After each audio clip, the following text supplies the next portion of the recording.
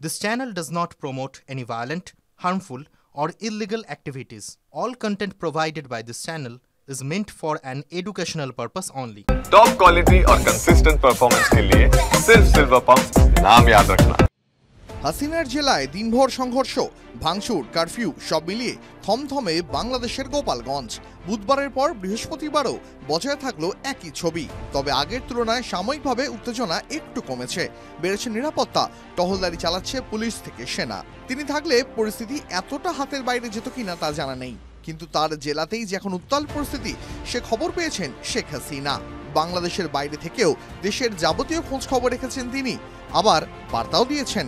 বুধবার মধ্যরাতে ইউনূস সরকারকে উৎখাতে ডাক দিয়েছেন মুজিব কন্যা। তিনি বলেছেন, যার যা আছে তাই নিয়ে বেরিয়ে পড়ুন। এই মুহূর্তে মানুষকে প্রতিবাদে সামিল হতে হবে। এই সরকার মানুষের রাজনৈতিক অধিকার কাটছে, তাই এদের উৎখাত করেই ছাড়তে হবে। তার সংযোজন একটি নতুন দল তৈরি হয়েছে, এনসিপি। সব জায়গায় যায়, চাঁদাবাজির মাস্টার। গোপালগঞ্জে যে নক্কারজনক ঘটনা ঘটালো, এত মানুষ মারলো, এমনকি সেনার যে আচরণ, সবটাই ধরা পড়েছে। সর্বোপরি এদিন লং মার্চ টু যমুনার ডাক দিয়েছেন তিনি। বলে রাখা ভালো, এই যমুনাতেই রয়েছে অন্তর্বর্তী সরকারের সমস্ত প্রশাসনিক দফতর এবং ইউনূসের বাসভবন।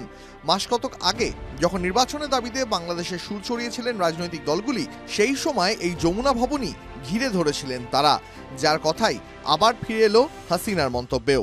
টিভি9 বাংলা ডিজিটাল।